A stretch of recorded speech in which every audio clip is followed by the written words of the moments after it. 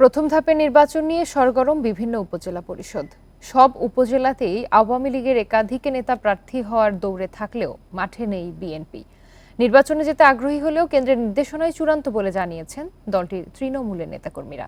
এদিকে ভোট গ্রহণের জন্য সব প্রস্তুতি নিয়েছে নির্বাচন কমিশন। 1, 2, 3 ঢাকায় জমি জিতে নিন 100% ক্যাশব্যাক সহ 20 কোটি টাকার পুরস্কার। উপজেলা পরিষদ নির্বাচনের প্রথম ধাপের ভোট গ্রহণ 8 মে। রোজার মধ্যেও সভা সমাবেশ করছেন সম্ভাব্য প্রার্থীরা। লক্ষ্মীপুরের রামগতি ও কমলনগর উপজেলায় প্রথম ধাপের নির্বাচন হবে।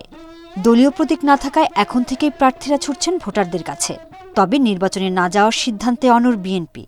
সরকারের অধীনে উপজেলা নির্বাচন আদৌ গ্রহণযোগ্য এবং অবাধ নিরপেক্ষ হবে এটা আমরা বিশ্বাস করি না, জনগণ বিশ্বাস করে না।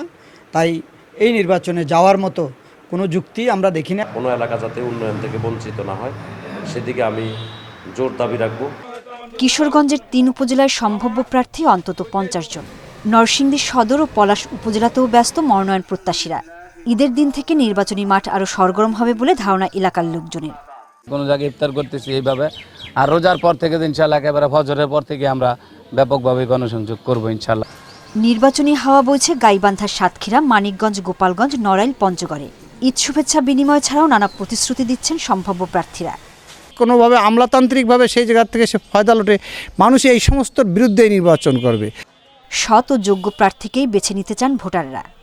যার যেটা ন্যায্য প্রাপ্য তাদের মধ্যে সঠিকভাবে বিতরণ করে দিবে। আমরা এরকম ধরনের প্রার্থীকেই এবার নির্বাচনে ভোট দিব।